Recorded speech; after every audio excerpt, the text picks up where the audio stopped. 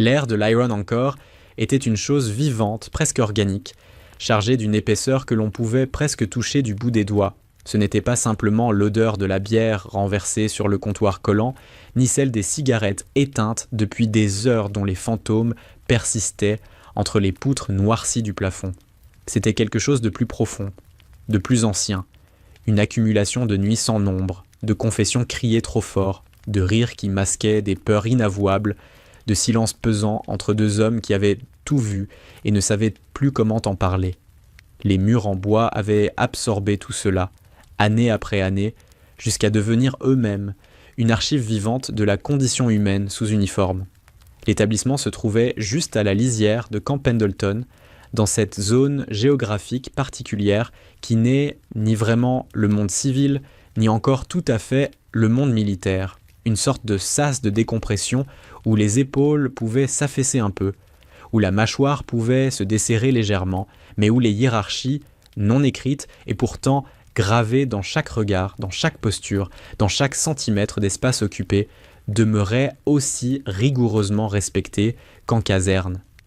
La Californie du Sud, en été, est impitoyable. La chaleur ne disparaît pas avec le soleil couchant. Elle se transforme simplement, devient plus lourde, plus humide, plus collante, comme une couverture de laine mouillée que l'on ne peut pas retirer. À l'intérieur de l'Iron Anchor, le climatiseur central combattait vaillamment cette réalité climatique avec les moyens désespérés d'un soldat en infériorité numérique. Il crachait de l'air tiède avec un râle mécanique régulier, une sorte de respiration asthmatique qui ponctuait le fond sonore de la salle sans jamais vraiment apporter de soulagement. Les ventilateurs au plafond tournaient paresseusement, brassant la même chaleur stagnante en cercles inutiles. Et pourtant, personne ne semblait s'en plaindre. Les hommes qui remplissaient cette salle avaient appris depuis longtemps à ignorer l'inconfort physique, à le ranger dans une case mentale étanche et à continuer d'avancer. La salle était un océan de nuques rasées de près, de bras tatoués, qui y portaient les récits de campagnes lointaines, traduits en encre permanente sur la peau, de corps jeunes que des années d'entraînement intensif avaient sculptés avec l'indifférence brutale d'un outil industriel. Des marines, majoritairement, des garçons encore, pour la plupart, dont les yeux brillaient d'une énergie contenue, celle de bêtes bien dressées à qui l'on vient d'ouvrir la cage pour le week-end. Ils buvaient de leur bière avec l'enthousiasme méthodique de gens qui ont décidé de s'amuser et qui s'y emploient comme à une mission.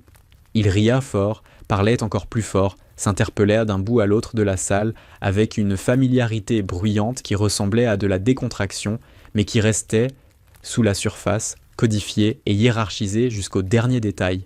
Et au centre de tout cela, trônant sur son tabouret de bar, avec la souveraine assurance d'un homme qui n'a jamais eu à douter de sa place dans le monde, se tenait le sergent-major Derek Holt.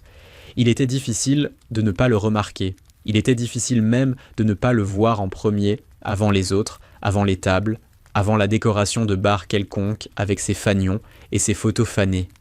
Il occupait l'espace d'une manière que peu d'individus parviennent à maîtriser sans y avoir consciemment travaillé, bien que chez lui, cela semblât tout à fait naturel, inné, comme si sa mère l'avait mis au monde avec cette capacité innée à remplir une pièce. Sa carrure était quelque chose d'impressionnant au sens presque architectural du terme. Une poitrine large comme la proue d'un destroyer, un cou qui évoquait irrésistiblement ces grosses pièces de métal que l'on visse aux bouches des canons, des mains si larges et si épaisses qu'elles semblaient appartenir à une créature d'une autre échelle.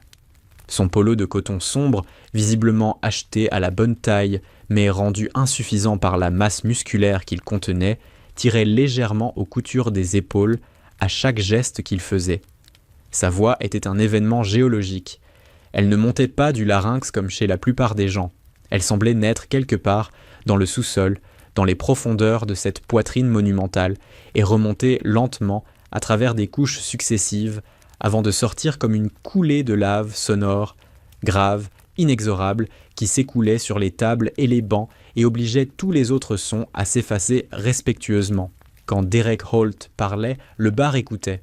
Ce n'était pas une règle explicite. Personne n'avait jamais annoncé cette consigne, mais elle s'appliquait avec la régularité d'une loi physique, et tout le monde l'avait intégrée sans avoir eu besoin qu'on la leur explique. Ce soir-là, il racontait une histoire. Ce n'était pas n'importe quelle histoire. C'était une de ces épopées de bar qui grandissent à chaque nouvelle narration, qui gagnent des détails pittoresques et des rebondissements dramatiques à chaque reprise, jusqu'à devenir moins le récit d'un événement vécu que la description de l'événement idéal, de ce qu'il aurait dû être, de ce qu'il était devenu, dans la mémoire travaillée et complaisante du narrateur. Cette fois, l'histoire se passait à Ramstein, une bagarre de bar naturellement. Il y avait des Allemands, de la bière renversée, quelqu'un qui avait dit quelque chose qu'il ne fallait pas dire, et puis la mécanique implacable des fists américains en territoire étranger. La version ce soir comptait 4 adversaires.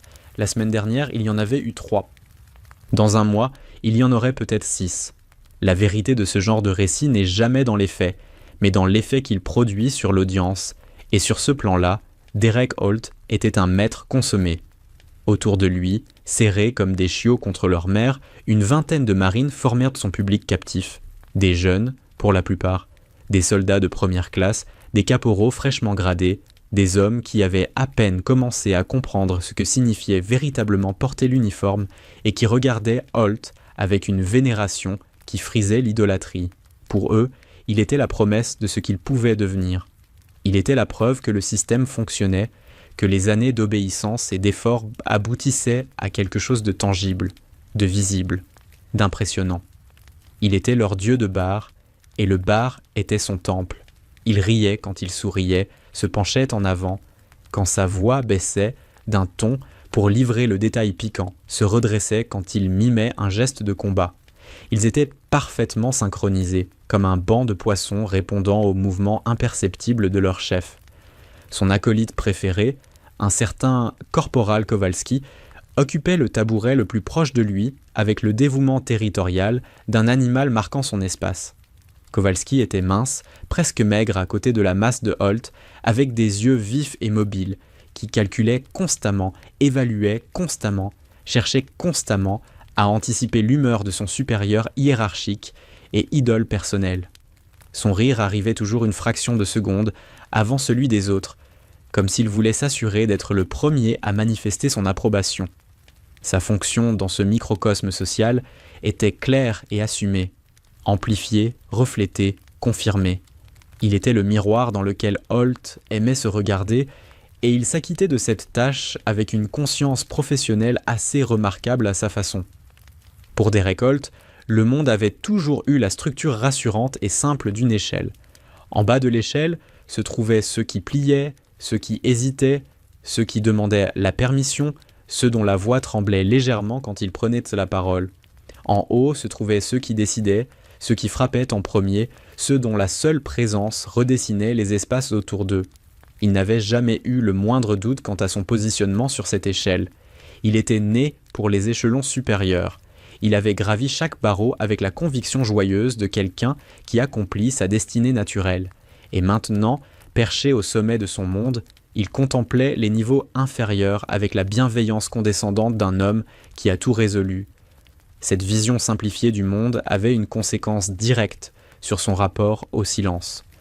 Le silence, pour lui, était un vide. Et les vides étaient inconfortables, presque insupportables.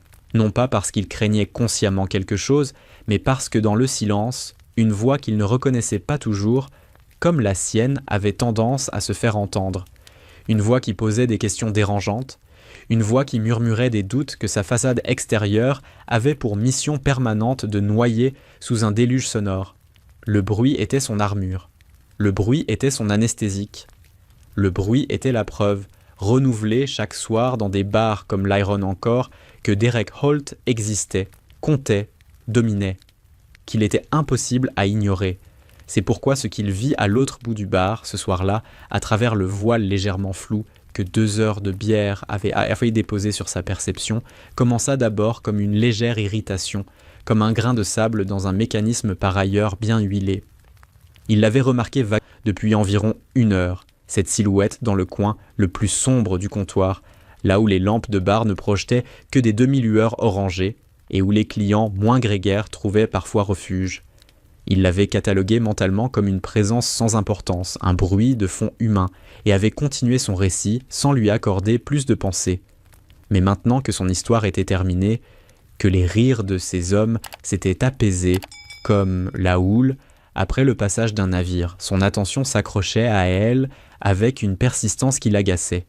Elle était petite. C'était la première chose que l'on remarquait, ou plutôt que l'on ne remarquait pas, tant sa silhouette semblait conçue pour ne pas attirer le regard. Un sweatshirt gris à capuche porté baissé, un jean usé dont la coupe ne cherchait aucune élégance, des cheveux tirés en arrière, en un chignon fonctionnel et sévère qui dégageait entièrement son visage. Ce visage était quelconque dans son expression, pas désagréable, simplement neutre, le genre de visage que l'on croise dans un couloir sans pouvoir le décrire 1 heure plus tard. Elle n'était pas belle au sens performatif du terme, elle ne cherchait pas à l'être, et cette absence totale de séduction calculée était en elle-même une anomalie dans ce type d'endroit où tout, depuis la tenue des serveuses jusqu'à l'attitude des clients masculins, s'inscrivait dans une grammaire de la visibilité et de l'effet. Ce qui frappait vraiment, ce qui créait cette légère dissonance dans l'ordre habituel des choses, c'était son immobilité. Pas l'immobilité passive de quelqu'un qui attend, qui s'ennuie, qui tue le temps. Une immobilité active, concentrée, habitée. Elle avait déployé sur le comptoir devant elle un carré de tissu blanc d'une propreté immaculée, une précision presque chirurgicale dans ce contexte de bois collant et de bière répandue, et sur ce tissu blanc, elle avait disposé les composants démontés de ce qui ressemblait à une paire de lunettes de tir de conception assez complexe. Chaque pièce avait manifestement sa place désignée sur le tissu, organisée selon une logique qui lui était propre, mais qui donnait l'impression d'un ordre parfaitement maîtrisé. Elle nettoyait chaque élément avec une attention que l'on aurait dite médicale, utilisant une petite fiole de solution spécifique et un chiffon miniature d'une douceur visible pour traiter chaque lentille, chaque vis, chaque minuscule fragment du châssis, avant de les reposer avec une précision qui excluait absolument tout mouvement inutile. Elle ne regardait pas autour d'elle. Elle n'observait pas la salle. Elle n'écoutait pas les histoires de Holt, ne répondait pas au rire collectif, ne levait pas les yeux quand quelqu'un élevait la voix. Elle existait dans une bulle d'une densité particulière, une sphère de concentration si palpable qu'elle avait quelque chose d'une frontière physique, comme si l'air autour d'elle avait une texture différente, plus ferme, qui repoussait doucement le bruit et le mouvement ambiant. Elle n'était pas là pour voir, ni pour être vue. Elle était là pour travailler, et elle travaillait avec la dévotion tranquille d'une personne qui a depuis longtemps cessé de séparer le travail de la vie.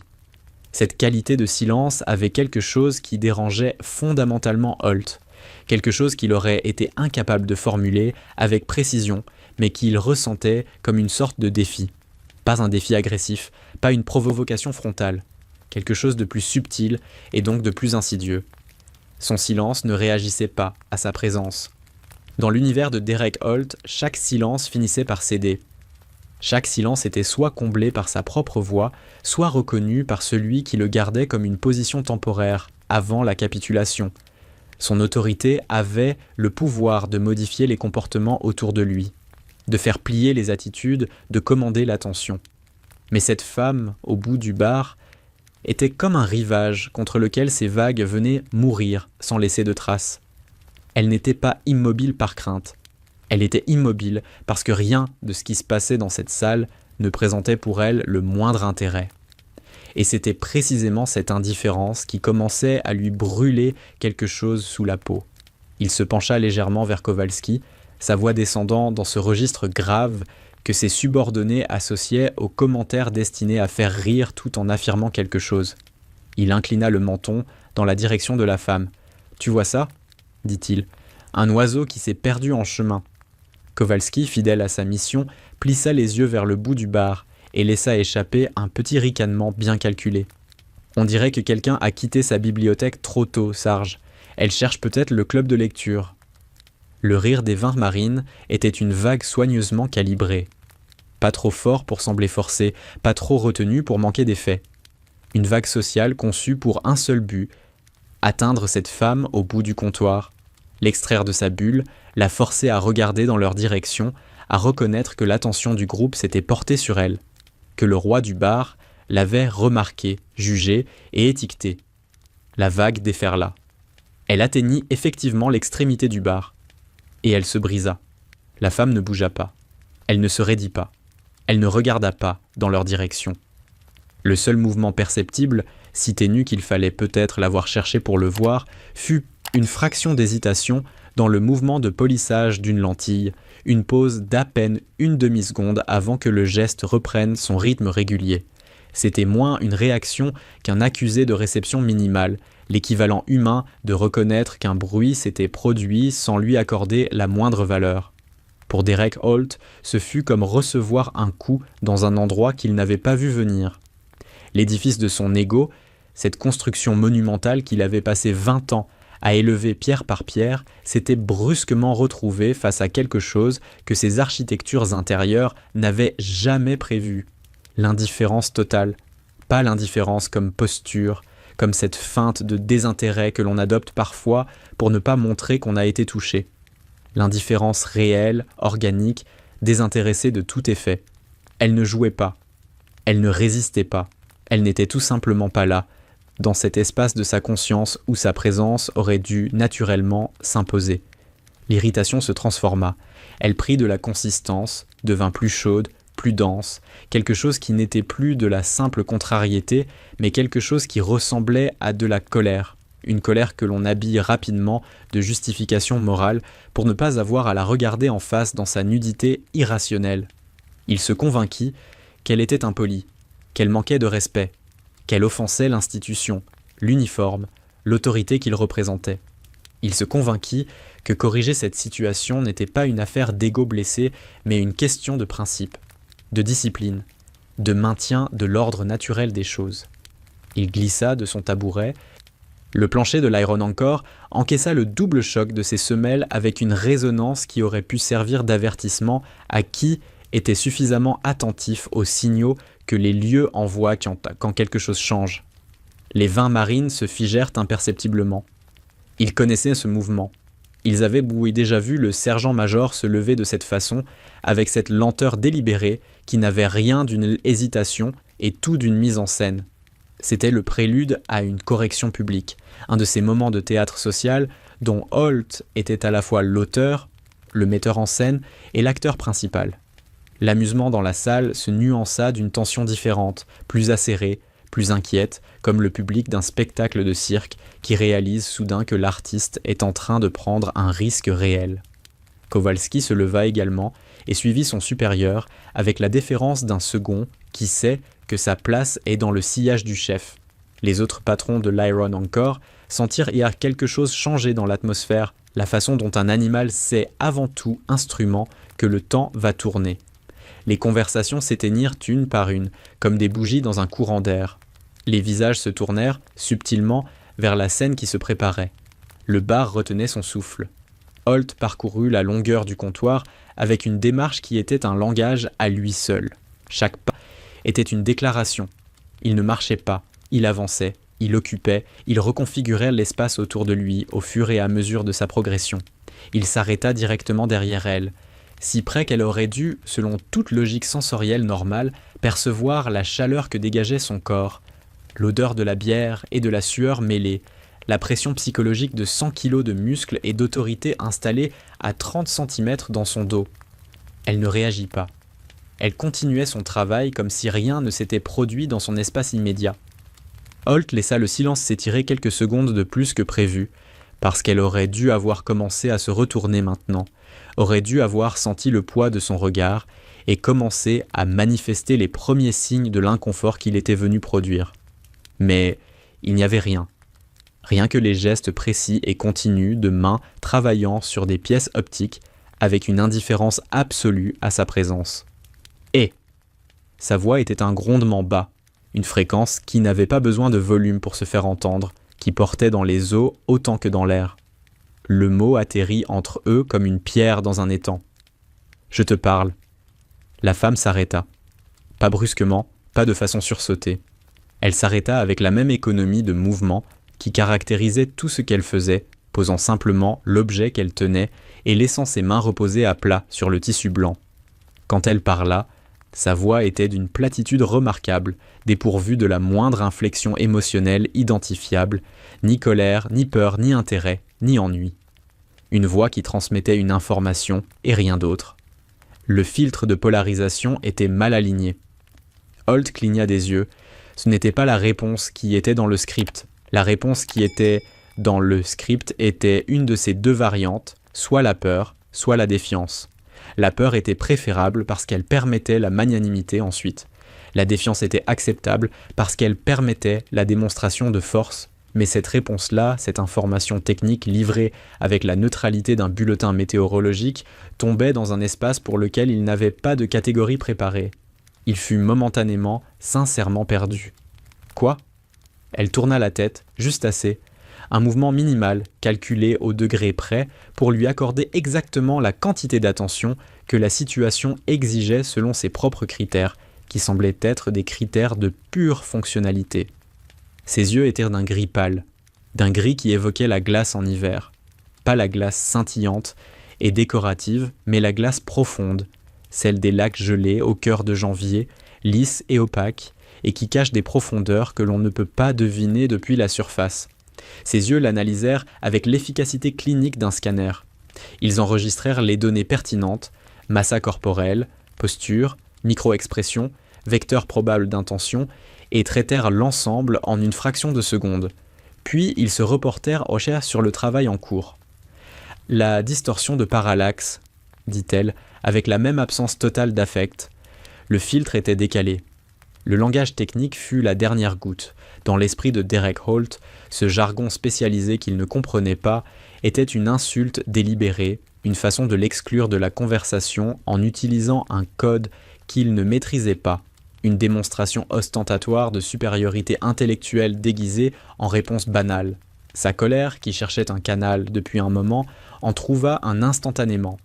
Son visage vira à une couleur dense, une nuance de rouge sombre qui montait du cou vers les joues avec la progression d'un baromètre qui annonce une tempête. Dans son dos, Kowalski laissa échapper un petit bruit étranglé qui aurait pu être un rire nerveux. « Distorsion de parallaxe », dit Holt, sa voix descendant dans un registre qu'il réservait aux réprimandes publiques qui précèdent les punitions. Tu es dans un bar de Marines, chérie, pas dans un symposium scientifique. Par ici, on attend un peu de respect pour ce que représente l'uniforme. L'ironie du fait qu'il était en civil ce soir-là ne semblait pas l'effleurer. C'était l'idée de l'uniforme, l'autorité abstraite que le grade incarnait, qui lui semblait être bafouée. « Je ne suis pas votre chérie. » Les 6 mots furent prononcés sans élévation du ton, sans crispation dans la voix, sans la moindre nuance de défi théâtral. Ils furent prononcés comme un fait que l'on corrige par souci d'exactitude, avec la même intonation que l'on utiliserait pour dire que 2 plus 2 font 4 ou que la capitale de la France est Paris. Elle se retourna vers son travail. La finesse du geste, son absolue économie, était une porte fermée, pas claquée, simplement fermée, avec un déclic net et définitif. Un souffle collectif parcourut la salle, pas un souffle audible, quelque chose de plus intérieur, une réaction viscérale que 20 corps produisirent simultanément. Personne ne parlait à Derek Holt de cette façon. Personne ne le renvoyait à son travail avec moins de cérémonie qu'il n'en avait lui-même accordé à ses innombrables subordonnés au fil des années. La scène était une anomalie dans la physique de leur univers social, quelque chose d'aussi improbable que de voir un rocher rebondir sur l'eau. Holt lui-même eut l'air, pendant une seconde, de quelqu'un qui a mordu dans quelque chose dont il attend la douleur, mais qui ne vient pas encore, qui cherche à comprendre ce qui s'est passé. Puis la douleur vint, pas physique mais sociale, le brûlant de l'intérieur là où son identité vivait. Devant ces hommes, devant ces 20 visages qui regardaient maintenant avec une attention retenue, avec cette qualité de regard que les gens ont quand ils assistent à quelque chose dont ils ne savent pas encore si c'est excitant ou terrifiant. Il ne pouvait pas laisser cela sans réponse. Son édifice intérieur, toute cette architecture fragile, construite sur l'imposition perpétuelle et la domination continue, ne pouvait absorber cette humiliation sans se fissurer. La raison avait capitulé. Ce qui guidait maintenant sa main, au sens propre du terme puisqu'il l'attendait, ce qui guidait cette main vers l'épaule de la femme, c'était quelque chose de plus primitif que la colère, quelque chose qui ressemblait à la panique d'un noyé qui agrippe ce qu'il peut pour ne pas couler. Sa main, massive, aux phalanges larges, aux doigts capables d'encercler la crosse d'une arme avec une aisance effrayante, se posa sur l'épaule de la femme avec la fermeté d'une pince hydraulique. Ce n'était pas un toucher. C'était une revendication de propriété. C'était la traduction physique d'une phrase qui disait « Tu es dans mon espace, tu es sous mon autorité, et je vais maintenant te retourner de force pour que tu regardes la réalité en face, c'est-à-dire que tu me regardes, moi, et que tu comprennes du mieux ce que tu es en train de faire. » Il serra. Pas au maximum de ce dont il était capable, mais avec une pression suffisante pour que quelqu'un de normale morphologie en ressente l'effet immédiatement.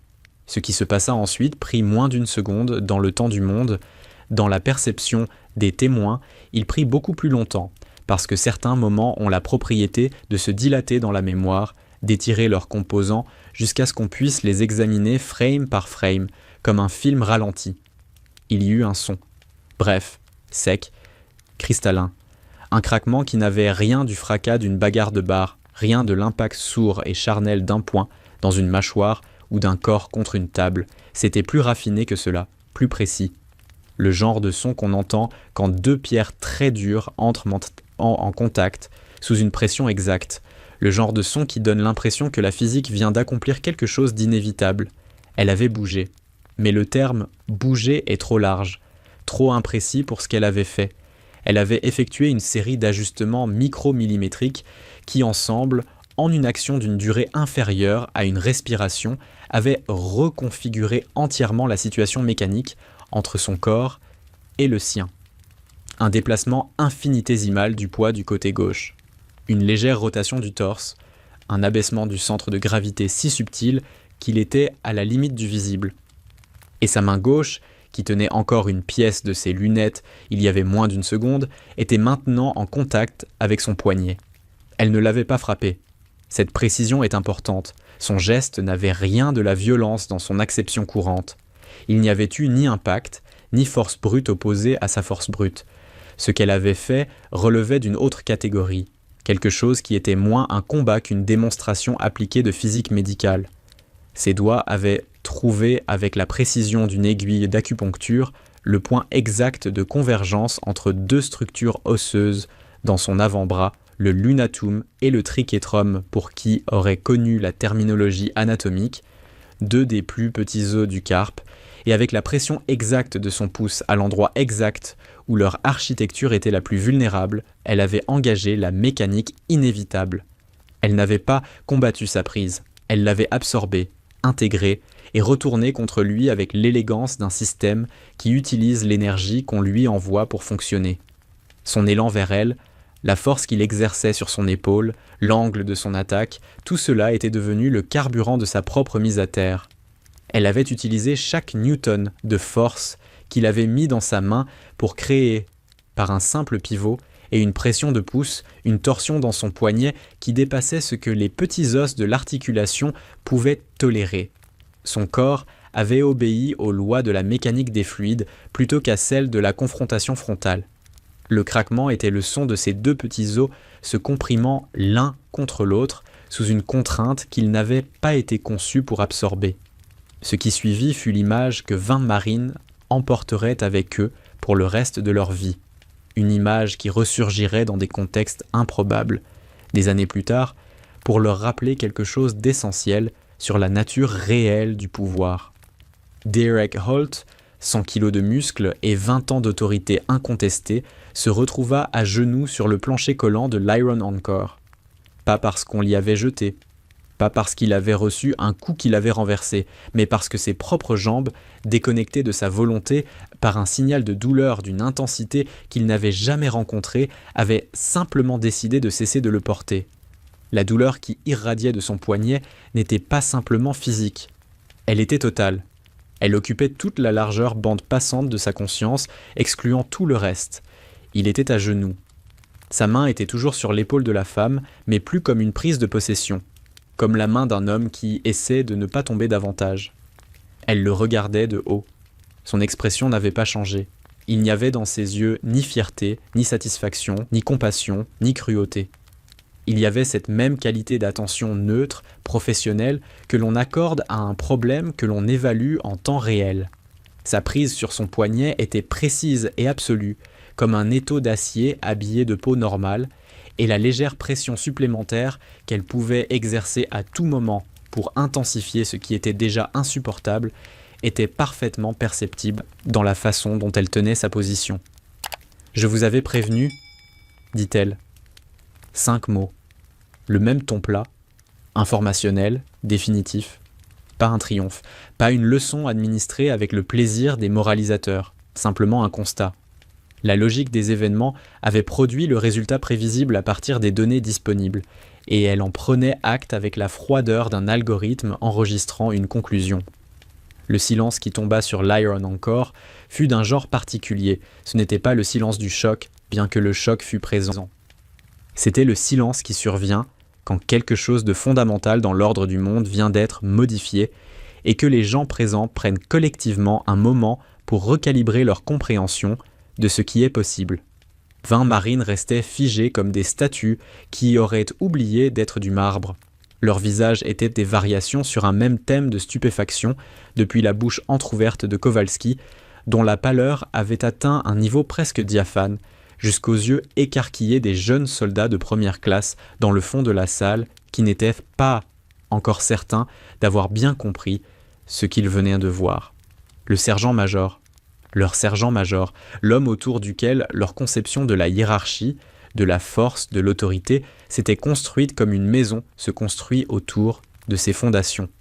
Cet homme-là était à genoux sur un plancher de bar, la mine défaite, la main prisonnière de 5 doigts appartenant à une femme qui le regardait sans plus d'émotion qu'on en accorde à une pièce mécanique qui a lâché.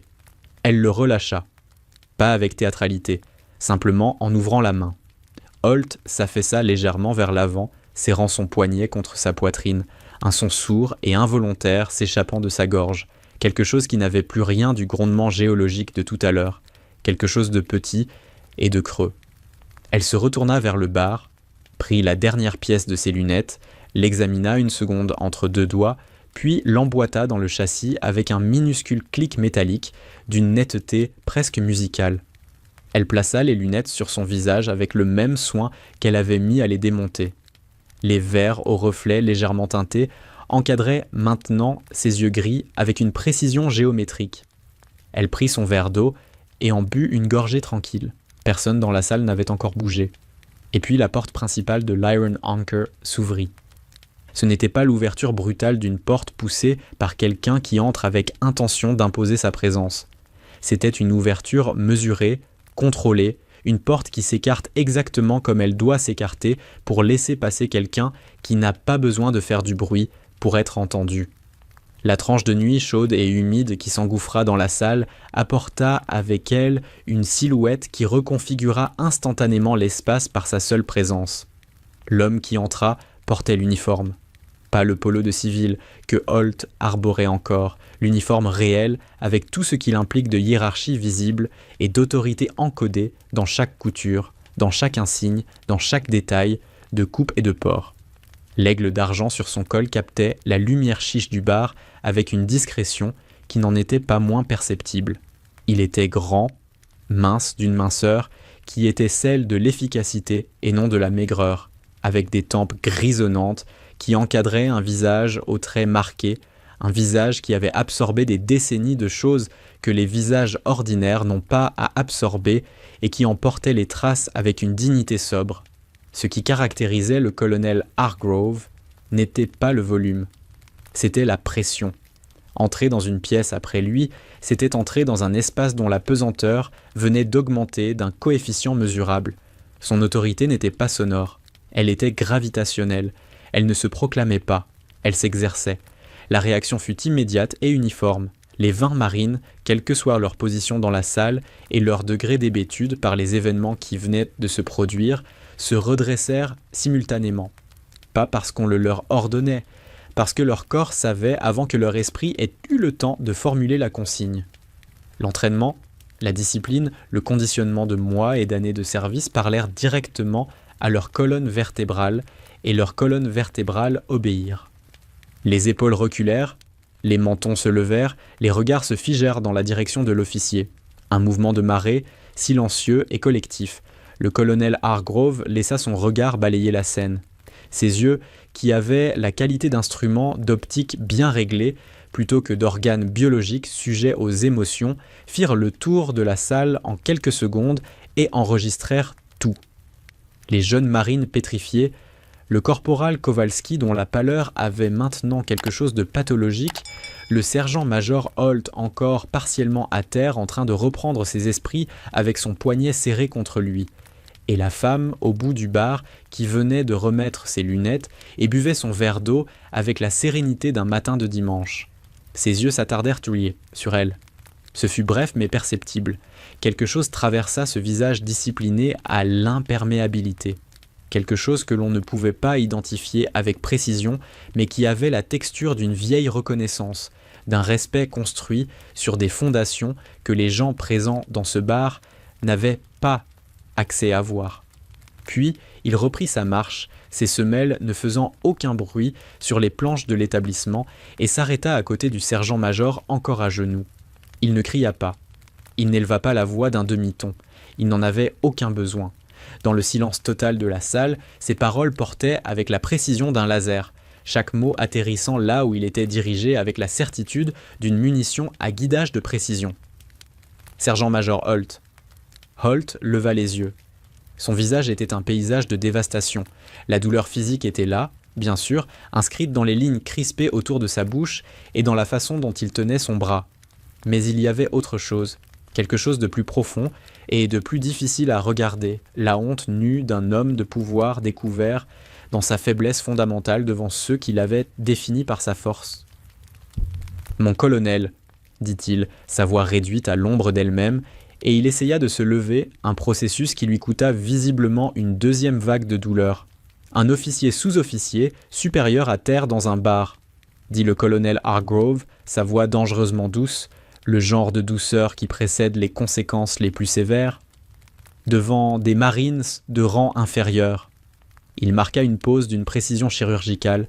Vous êtes une honte pour votre grade, pour mon commandement et pour l'uniforme que vous représentez. Vous avez confondu votre volume avec du leadership et votre ego avec de la force. Vous êtes un bravache et un imbécile, Holt, et vous venez de commettre l'erreur la plus grave de votre carrière. Chaque phrase était une démolition contrôlée. Une par une, les poutres maîtresses de l'édifice, qu'était la réputation de Derek Holt, s'effondraient sous des coups portés avec la précision d'un artificier qui sait exactement où placer les charges. Les jeunes marines regardaient leurs chaussures, les murs, leurs mains, n'importe quoi plutôt que ce spectacle d'humiliation publique et totale. Certains avaient les joues rouges par procuration, contaminés par la honte de leur idole déchue. Puis le colonel Hargrove fit quelque chose d'inattendu. Il se détourna de Holt, comme on pose un dossier réglé, et se tourna vers la femme au bout du bar. Et là, quelque chose dans sa posture changea. Pas de façon spectaculaire. Subtilement, mais perceptiblement pour qui était attentif. Il se redressa d'un centimètre supplémentaire. La rigueur de ses épaules prit une qualité différente, pas plus rigide mais plus délibérée, comme si elle exprimait quelque chose que la rigueur militaire ordinaire n'exprime pas. Quand il parla, sa voix avait abandonné l'acier coupant de la réprimande pour quelque chose de plus grave, de plus solennel. « Adjudant-chef Reeves, je ne m'attendais pas à vous trouver ici. » Un murmure parcourut la salle. Pas un murmure de conversation, mais celui que produisent des esprits en train de recalibrer rapidement une série d'hypothèses. Adjudant-chef.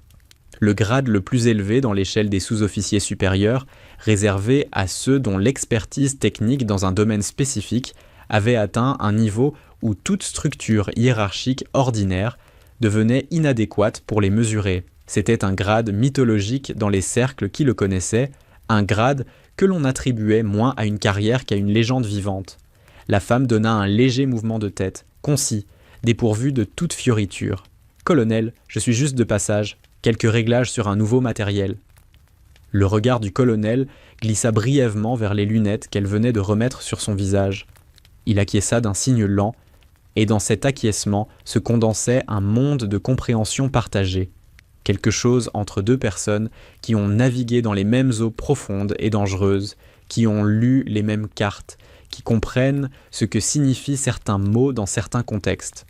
Puis, il se tourna vers les marines, Sa voix reprit son timbre d'officier en exercice, mais quelque chose de différent s'y était glissé. Une gravité qui n'était plus celle de la discipline, mais celle du témoignage. « Laissez-moi vous expliquer qui vous venez de regarder commettre une agression, » commença-t-il. Et la salle retint sa respiration pour la deuxième fois ce soir-là. Cette femme s'appelle Reeves. Pour la grande majorité du monde, elle n'existe pas. Il n'y a aucun dossier public, aucune commandation officielle, aucune trace dans les registres auxquels vous avez accès. Mais dans les endroits où le vrai travail se fait, dans les pièces sans fenêtres et les opérations sans nom qui vous permettent de dormir en paix sans savoir pourquoi, dans ces endroits-là, on connaît son nom. On l'appelle Phantom. Le nom tomba dans le silence de la salle comme une pierre dans un puits profond. Et on attendit l'impact. Phantom. Dans les milieux des opérateurs de premier niveau, c'était moins un nom qu'une référence mythologique. Un nom prononcé à voix basse dans des briefings que la plupart des officiers présents ne rejoindraient jamais. Un nom que les analystes du renseignement nouvellement recrutés entendaient parfois dans des conversations à demi-teinte et dont ils n'obtenaient jamais confirmation de l'existence réelle. Une figure fantomatique dont la réalité ou la fiction était débattue par ceux qui en avaient entendu parler mais n'en avaient jamais vu la moindre preuve concrète. Le colonel Hargrove continua, et chaque phrase qu'il prononçait redessinait la femme au bout du bar en quelque chose de plus vaste, de plus difficile à contenir dans le cadre ordinaire de la perception humaine. Cette femme a été l'un des architectes du réseau Ghost Protocol. Si vous ne savez pas ce que cela signifie, c'est parce que vous n'êtes pas habilité à le savoir, et c'est très bien ainsi. Elle a opéré seule dans des régions qui n'apparaissent sur aucune de vos cartes officielles. Elle a survécu, seule, à un attentat à l'explosif à Fallujah, non pas parce qu'elle a eu de la chance, mais parce qu'elle avait déjà neutralisé la menace avant que le bâtiment ne s'effondre sur elle. La cicatrice au-dessus de son sourcil gauche est le souvenir de cet épisode. Les marques de brûlure sur son avant-bras gauche témoignent de la nuit à Karachi où elle a désactivé un engin radiologique avec 2 secondes restantes sur l'horloge de déclenchement. Avec les mains. Il fit une pause, il laissa les images trouver leur chemin dans les imaginations des hommes qui écoutaient. Elle possède plus de neutralisation confirmée en combat rapproché avec une lame que l'ensemble de votre peloton réuni avec des armes à feu. Elle ne porte pas un grade que votre hiérarchie ordinaire peut facilement mesurer parce que sa valeur ne se compte pas en gallons ou en étoiles. Elle se compte en guerres que vous n'avez jamais combattues parce qu'elles ont été arrêtées avant de commencer. En vie, je dis que vous avez continué de vivre sans savoir pourquoi vous en aviez encore le privilège. La litanie de ces accomplissements tombait dans la salle comme de la pluie sur du gravier, chaque détail s'infiltrant dans la conscience collective des 20 marines, dissolvant lentement les résidus de ce qu'ils croyaient avoir compris 2 minutes plus tôt. La petite femme, dans le sweatshirt gris et le jean ordinaire. Celle que Kowalski avait surnommée la bibliothécaire égarée. Celle que leur sergent-major avait choisie comme cible pour restaurer sa gloire ternie. Certains des jeunes soldats la regardaient maintenant avec une expression qui n'avait plus rien à voir avec ce qu'ils avaient ressenti 1 heure auparavant. Ce n'était plus de la curiosité amusée, ni de la condescendance. C'était quelque chose qui évoluait rapidement vers une sorte de terreur sacrée. Le genre de sentiment que les humains éprouvent face aux phénomènes qui dépassent les catégories ordinaires de compréhension. Elle n'était plus une femme dans un bar. Elle était une force de la nature qui avait choisi temporairement d'occuper un tabouret à l'Iron Anchor. Le colonel Hargrove fit alors quelque chose que aucun de ses marines n'oublierait. Il avança d'un pas, se planta face à elle, s'immobilisa dans une posture dont la précision millimétrée était celle d'un homme qui fait quelque chose qu'il a réfléchi, pas quelque chose qui lui est imposé par un protocole. Et sa main monta vers son front. Le salut fut parfait dans sa forme, chaque angle respecté, chaque ligne respectée. Mais ce n'était pas ce qui le rendait extraordinaire. Ce qui le rendait extraordinaire était sa substance intérieure. Ce n'était pas le salut réflexe d'un subordonné à un supérieur hiérarchique. Ce n'était pas le salut automatique produit par des années de conditionnement. C'était le salut que produit quelqu'un qui a vu des choses que la plupart des gens n'ont pas eu à voir, qui reconnaît dans un autre être humain une qualité de service et de sacrifice qui dépasse tout ce que les symboles externes peuvent représenter. C'était l'hommage d'un guerrier à un autre, traversant toutes les questions de grade et de genre et d'apparence pour aller toucher quelque chose de plus essentiel. La femme nommée Reeves, que l'on appelait Phantom dans les couloirs de certains bâtiments sans nom, reçut ce salut avec le même calme tranquille avec lequel elle avait reçu l'agression de Holt. Un léger mouvement de tête. Rien de plus. Pas de fierté visible, pas de gêne, l'acceptation paisible d'une réalité que l'on n'a pas besoin de commenter. Le sort de Derek Holt fut scellé dans les minutes qui suivirent. 2 militaires de la police militaire que le colonel Hargrove avait convoqués en entrant apparurent à la porte et escortèrent l'ancien sergent-major vers la sortie. Il ne résista pas. La résistance aurait supposé une énergie qu'il n'avait plus, un ego qui aurait encore quelque chose à défendre. Cet ego avait cessé d'exister. Il marchait entre les 2 hommes de la police militaire comme quelqu'un qui vient de comprendre que la carte du monde qu'il utilisait depuis toujours était fausse, entièrement fausse, et qui essaie de traiter l'implication de cette découverte tout en continuant à mettre un pied devant l'autre. L'arrogance, la fanfaronnade, le grondement de basse continue qui avait été sa présence au monde, tout cela s'était évaporé, remplacé par le vide consternant de quelqu'un qui découvre que ce sur quoi il s'est appuyé toute sa vie était creux. Le colonel Hargrove repartit peu après, ses semelles toujours silencieuses sur les planches. Il ne regarda pas les Marines en partant. Il n'avait pas à ajouter quoi que ce soit. La leçon était complète.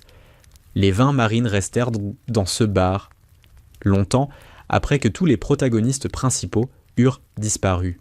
Ils ne reprirent pas leur conversation là où ils les avaient laissées. Certains commandèrent d'autres verres et les burent en silence. D'autres regardaient le fond de leur bière comme si les réponses à des questions qu'ils n'arrivaient pas encore à formuler s'y trouvaient peut-être. Le monde dans lequel ils vivaient 2 heures plus tôt, ce monde simple et lisible avec ses hiérarchies de volume et de masse physique, n'existait plus. Quelqu'un l'avait remplacé pendant qu'ils regardaient ailleurs par quelque chose de beaucoup plus complexe, de beaucoup plus difficile à naviguer, et qui exigeait des outils différents de ceux qu'on leur avait jusqu'ici distribués. Quelques instants avant de partir, la femme avait fait une chose que certains de ces jeunes marines raconteraient encore des décennies plus tard, à leurs propres enfants ou à des recrues fraîches à qui ils transmettaient ce qu'ils avaient appris. En passant devant la rangée de marines silencieux, elle s'était arrêtée brièvement à la hauteur d'un très jeune soldat de première classe, un gamin d'à peine 20 ans aux taches de rousseur et aux grandes oreilles, visiblement le plus junior de tout le groupe, celui qui avait passé la soirée dans l'obscurité du fond de la salle et qui n'avait probablement rien dit depuis qu'il était arrivé. Elle s'était arrêtée à sa hauteur et avait dit, de sa même voix plate et factuelle, « Examine les pattes de Zwambe de ton chien. Le terrain d'entraînement est encore jonché de débris de verre. » Puis, elle avait poussé la porte et était entrée dans la nuit chaude de la Californie du Sud sans se retourner, sa silhouette avalée par l'obscurité aussi promptement et aussi silencieusement qu'elle s'était matérialisée 2 heures plus tôt. Le jeune soldat à qui elle s'était adressée la regarda partir bouche ouverte. Son chien, un berger belge de service qui avait été blessé la semaine précédente pendant un exercice dans la zone d'entraînement, était soigné à l'infirmerie vétérinaire depuis 3 jours. Personne dans la salle ne pouvait savoir cela. Personne ne lui en avait parlé. Elle ne l'avait pas rencontré avant ce soir. Et pourtant, plus tard, beaucoup plus tard, en parlant de ce soir-là, il dirait que ce dernier geste l'avait frappé plus profondément encore que tout le reste. Pas la démonstration physique, pas le salut du colonel. Mais ça, cette minuscule démonstration d'une attention portée à quelque chose d'insignifiant. Un chien blessé d'un inconnu, dans un coin obscur d'un bar bruyant, comme si son radar n'avait jamais cessé de balayer, même au milieu de tout le reste, même alors qu'elle n'avait rien à prouver à personne, et surtout pas à lui. La légende de cette nuit à l'Heron encore se répandit dans Camp Pendleton à la vitesse d'une flamme dans de l'herbe sèche. Ces choses-là se répandent toujours vite dans les bases militaires, portées par les récits de ceux qui y étaient, amplifiés par les émotions de ceux qui reçoivent le récit et projettent dessus leurs propres angoisses et leurs propres aspirations. En l'espace de quelques semaines, l'histoire était devenue une pièce de folklore institutionnel. Une de ces paraboles que les vieux sergents-majors racontent aux jeunes lieutenants arrogants qui arrivent, frais et moulus, des académies avec leur certitude encore intacte. On l'appelait la chute de Holt. Pas avec cruauté, pas avec le plaisir mauvais des gens qui savourent la déconfiture d'un tyran. Avec une sorte de gravité respectueuse, comme on désigne un accident industriel dont l'étude permet d'améliorer les protocoles de sécurité. C'était une histoire d'avertissement. Une histoire qui enseignait quelque chose que les manuels ne contiennent pas, quelque chose que les formations théoriques ne peuvent pas transmettre parce que cela ne s'apprend qu'en le voyant ou en le vivant, que le monde est plein d'une compétence silencieuse que les bruyants ne voient jamais venir, et que l'arrogance est une forteresse dont les murs épais et hauts vous protègent effectivement de tout ce que vous êtes encore capable d'imaginer, mais vous laissent absolument sans défense contre ce qui vous dépasse. Et la femme appelée Fantôme, elle disparut de camp Pendleton comme elle y était apparue, sans laisser de traces détectables. Peut-être était-elle dans un sous-sol climatisé quelque part sous un désert sans nom, recalibrant les capteurs d'un système de surveillance satellitaire que personne, en dehors d'une poignée d'initiés, ne savait exister. Peut-être se déplaçait-elle dans les ruelles encombrées d'une ville dont les habitants ne connaissent pas les gens qui les protègent, parfois à leur insu, suivant une cible avec la patience impassible de quelqu'un qui peut attendre exactement aussi longtemps qu'il le faut. Peut-être était-elle simplement chez elle, dans un appartement anonyme dans une rue ordinaire d'une ville américaine quelconque, avec ses lunettes posées sur le tissu blanc de son chiffon de nettoyage, ses gestes aussi précis et concentrés que toujours, indifférente à la légende qui portait son nom dans les couloirs des bases militaires. Ce qui est sûr, c'est que sa vie n'était pas définie par ce qui s'était passé dans ce bar. Ce moment ne représentait pour elle qu'une interruption mineure dans un travail qui n'avait ni début visible, ni fin prévisible. Elle n'était pas une gardienne qui cherche la reconnaissance. Elle n'était pas une guerrière qui a besoin d'un auditoire pour valider ses victoires. Elle était quelqu'un dont la récompense est dans la tâche accomplie correctement. Quelqu'un pour qui la discrétion n'est pas une contrainte, mais une vocation naturelle. Quelqu'un dont la véritable mesure ne peut être prise par aucun des instruments que nous utilisons habituellement pour mesurer les gens. Des années après ce soir de Californie, sur un terrain d'entraînement de Fort Bragg, dans la chaleur sèche et poussiéreuse de la Caroline du Nord, une nouvelle cohorte de recrues recevait ses premiers cours de conscience situationnelle. Leur instructeur était un homme plus âgé, au regard attentif et à la démarche économe. Il n'avait plus rien du foudre de guerre tonitruant qui avait occupé le centre de cette salle de bar. Il s'appelait Derek Holt, et la transformation de l'homme qu'il avait été en celui qu'il était devenu avait été longue, douloureuse et finalement profondément bénéfique, peut-être pour la première fois de sa vie, non pas pour lui seul, mais pour ceux dont il avait maintenant la responsabilité de former. Il n'élevait jamais la voix. Ce n'était pas une posture adoptée par calcul ou par imitation de quelqu'un qu'il avait observé. C'était le résultat d'une compréhension réelle, acquise de la façon la plus humiliante qui soit, que le volume est l'outil de ceux qui n'ont pas confiance dans le contenu de ce qu'ils disent. Son poignet droit portait une fine cicatrice argentée, à peine visible, que ses propres recrues ne savaient pas expliquer et auquel il ne l'expliquait jamais. Parfois, quand il faisait un point particulièrement important, il le touchait machinalement, sans même s'en rendre compte, comme on tâte une vieille blessure pour vérifier que la leçon qu'elle contient est toujours accessible. Il enseignait à ses recrues à observer avant d'agir, à écouter ce que les situations disaient plutôt que ce qu'elles semblèrent vouloir montrer, à évaluer avec leur cerveau plutôt qu'avec leur poitrine, à comprendre que les signaux les plus importants dans un environnement donné, souvent les plus discrets, que les dangers les plus réels ne se précèdent d'aucune fanfare. Il leur enseignait que l'humilité n'est pas une faiblesse de caractère, mais une précision d'outil, que la conscience de ses propres limites est le début de la compétence réelle, qu'un homme qui croit tout maîtriser a définitivement fermé la porte à l'apprentissage de ce qui pourrait le sauver. Votre ego, leur disait-il régulièrement, sa voix basse et raspie portant une conviction que aucune intonation forcée n'aurait pu produire, est une vulnérabilité opérationnelle. Il vous rend aveugle. Il filtre les informations que vous recevez pour ne laisser passer que celles qui confirment ce que vous voulez déjà croire. Il vous fait interpréter la patience comme de l'hésitation, la discrétion comme de la faiblesse, la silencieux comme une invitation. La personne la plus dangereuse dans n'importe quel espace donné est celle que vous n'avez pas encore remarquée, celle qui observe, celle qui n'a rien à prouver. Ne confondez jamais, jamais le silence avec l'absence de force. Ces recrues l'écoutaient avec l'attention particulière que l'on accorde aux gens dont les mots portent le poids de l'expérience vécue plutôt que de la théorie mémorisée. Elle et il ne savaient pas ce qui lui avait appris ce qu'il enseignait. Il ne le leur disait jamais, mais cela n'avait pas d'importance. Ce qui comptait, c'était la vérité elle-même, qu'elle arrive par le récit direct ou par la façon dont un homme tient ses épaules et choisit ses mots. Derek Holt était devenu, sans avoir voulu ni prévu de l'être, un bon instructeur, peut-être même, à sa façon, un grand instructeur. Il avait payé le prix d'admission dans la compréhension par la méthode la plus radicale que la vie propose, celle de la défaite totale et publique, et dans les ruines de ce qu'il avait été, quelque chose de plus solide et de plus utile avait lentement pris forme.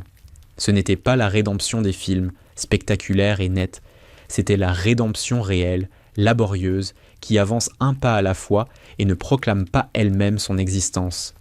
Il y a une vérité fondamentale sur la nature de la force que notre monde, saturé de bruit et d'images, avec son incessante mise en scène du pouvoir et son addiction à la spectacularité, nous encourage avec une remarquable constance à oublier. Nous avons appris à associer la force au volume, à la visibilité, à la capacité à occuper l'espace de façon agressive et délibérée. Nous construisons nos identités comme des forteresses dont les hauts murs et les canons bruyants sont censés décourager les challengers potentiels en les impressionnant à distance.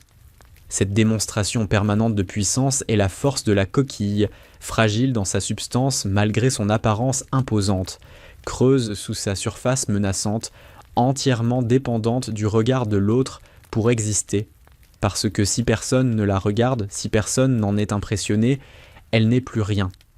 Elle est bruyante parce qu'elle est terrifiée par le silence. Elle est massive parce qu'elle est terrifiée par le vide. Elle exige le respect parce qu'elle est incapable de l'inspirer autrement. Elle craint l'indifférence plus que tout parce que l'indifférence est le miroir qui lui montrerait ce qu'elle est vraiment. C'était la forteresse de Derek Holt, un édifice grandiose construit entièrement en craintes inavouées, réduit en poussière au premier contact avec un pouvoir réel. La force authentique est une créature d'une nature entièrement différente. Elle ne se forge pas dans la performance mais dans la pratique. Elle ne naît pas du regard des autres mais du travail solitaire, répété, patient, dans les heures et les endroits où personne ne regarde. Elle n'a pas besoin de se montrer parce qu'elle n'a pas besoin de convaincre qui que ce soit de son existence. Elle est silencieuse parce qu'elle n'a rien à prouver. Elle est immobile parce qu'elle est en équilibre parfait. Elle n'essaie pas de dominer parce que la domination est une obsession de ceux qui doutent de leur propre valeur. Elle cherche à comprendre, à évaluer avec précision, à agir avec le minimum nécessaire parce que c'est ainsi qu'on résout les problèmes réels, pas en hurlant plus fort que le problème. C'était la force de la femme que l'on appelait fantôme. Pas dans la masse de ses muscles, mais dans la profondeur de sa concentration. Pas dans le timbre de sa voix, mais dans la précision de ses connaissances. Pas dans la puissance de sa colère, car il n'y avait pas de colère, mais dans la maîtrise totale de son calme. Elle était la manifestation humaine d'un principe que la nature illustre à chaque instant pour qui sait regarder. Les forces les plus profondes et les plus irrésistibles de l'univers, la gravité, la tectonique des plaques, la marche du temps, sont silencieuses. Elles n'annoncent pas leur arrivée, elles ne demandent pas la permission, elles se contentent d'exister et tout ce qui se trouve sur leur chemin finit par composer avec leur réalité ou en être reconfiguré. L'histoire de cette nuit à l'Iron Anchor n'est pas finalement uniquement l'histoire d'une humiliation méritée ou d'une démonstration technique remarquable. C'est l'histoire d'une leçon que chacun d'entre nous reçoit à un moment ou à un autre, sous une forme ou sous une autre, avec plus ou moins de brutalité selon la résistance que l'on oppose à la comprendre. C'est la leçon qui dit que le monde est infiniment plus vaste, plus complexe, plus riche en compétences invisibles que l'on ne le croit quand on est perché au sommet de son petit univers construit en briques sonores. C'est la leçon qui dit que l'humilité n'est pas l'aveu d'une insuffisance mais l'ouverture nécessaire à toute vraie croissance. Que regarder vraiment requiert d'abord de se taire. Que les maîtres silencieux sont légion et que la plupart d'entre nous les côtoient quotidiennement sans les voir. Parce que nous cherchons la compétence là où elle se montre plutôt que là où elle réside. Le monde est plein de femmes et d'hommes qui portent leur savoir comme cette femme portait ses lunettes dans leur étui, proprement, discrètement, avec un soin méticuleux qui n'a pour public que la tâche elle-même. Des gens dont la valeur ne s'annonce pas à l'entrée des pièces et ne se mesure pas aux décibels de leur présence. Des gens qui ont appris, souvent à travers des expériences que l'on ne raconte pas dans les bars, que le bruit est une dépense d'énergie et que l'énergie dépensée à faire du bruit est de l'énergie qui ne sert pas à autre chose. Écoutez-les, cherchez-les. Apprenez à reconnaître dans la profondeur d'un regard tranquille ce que le regard agité d'un homme qui parle fort ne pourra jamais vous dire. Apprenez à distinguer la confiance réelle de sa imitation bruyante, le savoir véritable de sa performance sociale. Et si un jour, vous vous retrouvez à genoux sur le sol d'un bar, non pas parce qu'une main experte vous y a mis, mais parce que la vie s'est chargée de rééquilibrer quelque chose dans votre compréhension du monde, peut-être que vous vous souviendrez de cette femme dans son sweatshirt gris, de ses lunettes posées sur ce tissu blanc immaculé, de ses mains qui travaillaient en paix au milieu du chaos, et de ce qu'elle vous apprenait sans que vous ayez eu l'intelligence de l'écouter.